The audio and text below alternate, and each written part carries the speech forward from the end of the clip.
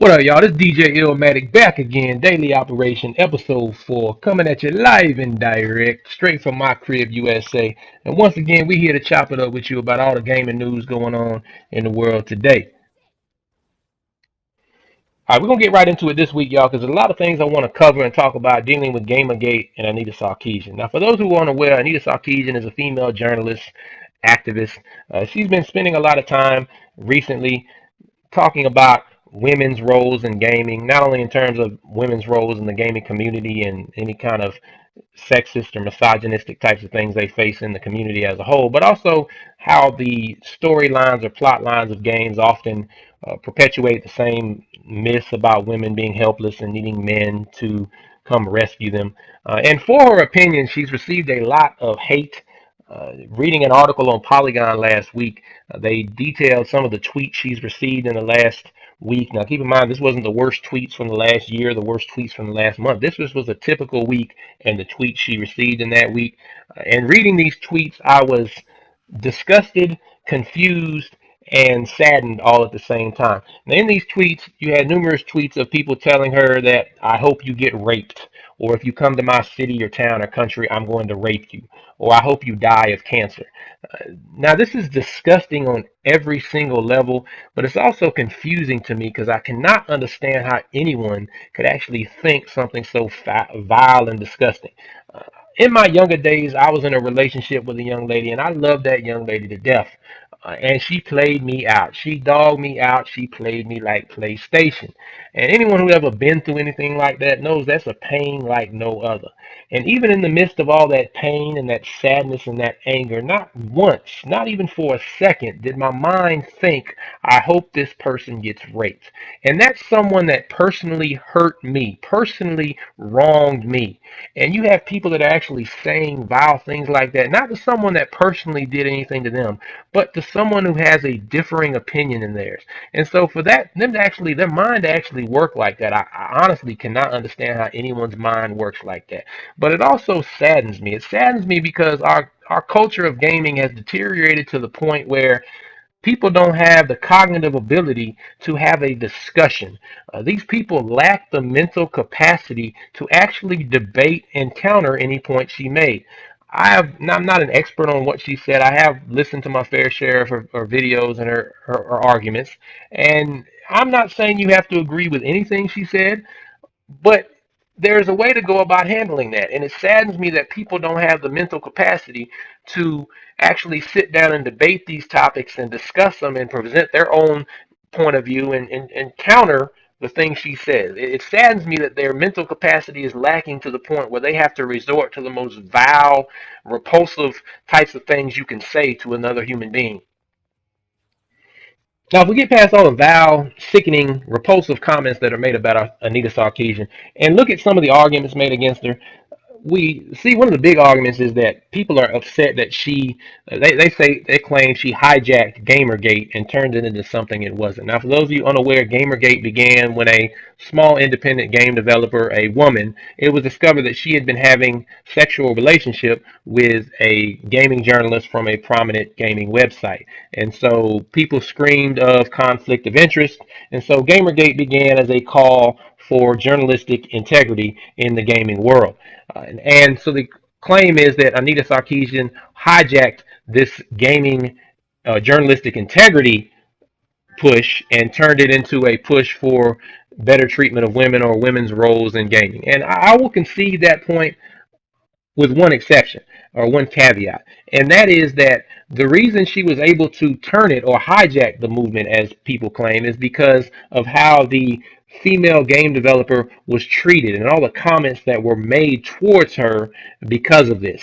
And so that allowed it to become a more of a talk about how women are treated in the gaming universe and less about the push for journalistic integrity. And I would argue that Gamergate, as a discussion on journalistic integrity, was not really an important discussion to have, or at least not as important as this discussion about women's roles in gaming and their portrayal in games and also their interactions within the online gaming community. This is far more important of a discussion to have. And the reason I don't see journalistic integrity as important of a discussion is because, not to say that there are no gaming journalists or gaming websites that have integrity. There are a lot of them. There are a lot of gaming websites, gaming journalists that I trust and value their opinion. But the thing about it is, what gamers want from a gaming journalist is an honest opinion in terms of a review of a game. If we're honest with each other, a lot of gamers base their decision on buying a game on reviews. Now, it doesn't make a lot of sense to me because the review is nothing more than an opinion and everyone's entitled to their opinion. But a lot of gamers base their decision to buy a game on reviews. And I do understand it from the point that you're going to spend your hard-earned money on a game. You have limited resources, limited amount of money to spend on games. And so you want to make sure you spend that money wisely, and so that's why gaming reviews are so valued within the community.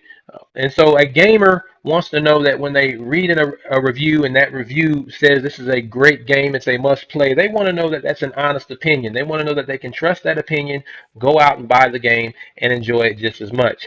They don't want to have to worry about the game reviewer just saying that because they're in the pocket of the developer or the pocket of the publisher.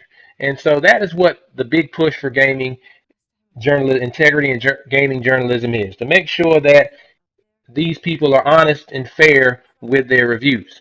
And that's true. That's something we should respect from all people. But it's not that big of a deal anymore. And I say it's not that big of a deal because there are so many outlets and avenues for you to get information about games nowadays that if you make a poor purchasing decision in terms of a game, the fault lies solely with yourself. Between all the gaming websites out there, from the large ones like IGN to the small independent joints like 8bitchimp.com, that's right, y'all, 8bitchimp.com, check us out. Shameless plug. But anyway, all the large gaming websites out there, to the quick looks, to the Let's Play videos, to the Twitch streams, to the social media, there are so many avenues for us as gamers to find out about a game before we purchase it that there's no excuse for us to buy a game that we don't enjoy. The only way you can buy a game that you end up not liking is if you don't do your due diligence, if you don't take the time to research and look at these games yourself, or if you just are impatient and have to have the game the day it launches. If you just wait 2 or 3 days after the launch, you're going to get the same exact game, but you can make a more informed decision. And so nowadays, if you make a poor purchasing decision, that is your fault and your fault alone. And so this push for journalistic integrity is not as important because, in my opinion, reviews don't hold the same weight they did before we had all these avenues to find out about games ourselves. Now, I want to look at Anita Sarkeesian's argument, but I don't want to really address her argument point by point because that's not the point of my discussion this week. My point of the discussion this week is how her argument has been greeted by the gaming community in general. Now, Anita Sarkeesian has a series of videos out called Tropes versus Women in Video Games, I believe it is. If it's on YouTube, I encourage all of you to check it out. But in these videos, it's obvious that Anita Sarkeesian is a very intelligent young woman. She provides a well thought out, well reasoned argument, and she provides evidence to back up that argument. Now, I'm not saying everything she says is correct. I'm not saying you have to agree with any or everything she says. You can disagree with it all. What I'm saying is she makes a well reasoned argument and she provides evidence. So I don't understand why people cannot address the point she makes in the same fashion. Why does this turn into a violent discussion of people threatening to rape her and people calling in bomb threats to places she's going to speak? I just don't understand that. And now the most confusing thing about it to me is, even in her criticism of these games, not once have I ever heard her say we shouldn't make these games anymore. And so, for instance, she's critical of Grand Theft Auto for its portrayal of women. Not once have I ever heard her say we do not need to make Grand Theft Autos anymore, that Grand Theft Auto games or games like it need to be banned.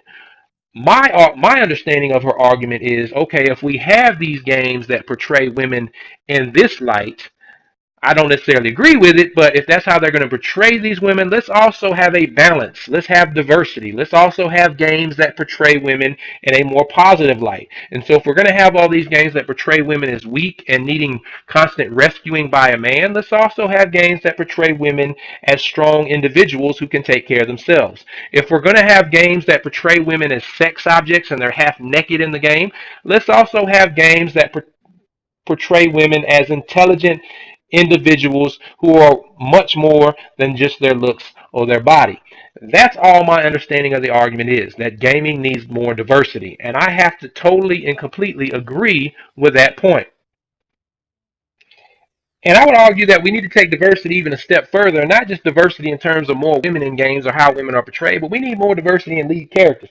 Looking back through gaming, it seems like all the main characters, the vast majority of main characters in games, are always white. Very rarely do you see other races represented as a main character. For instance, I can only think of a handful of African American characters that took the lead. I can think of Franklin and Carl from the GTA series, but to me, those neither of those count because they were both stereotypical portrayals of the black gangster.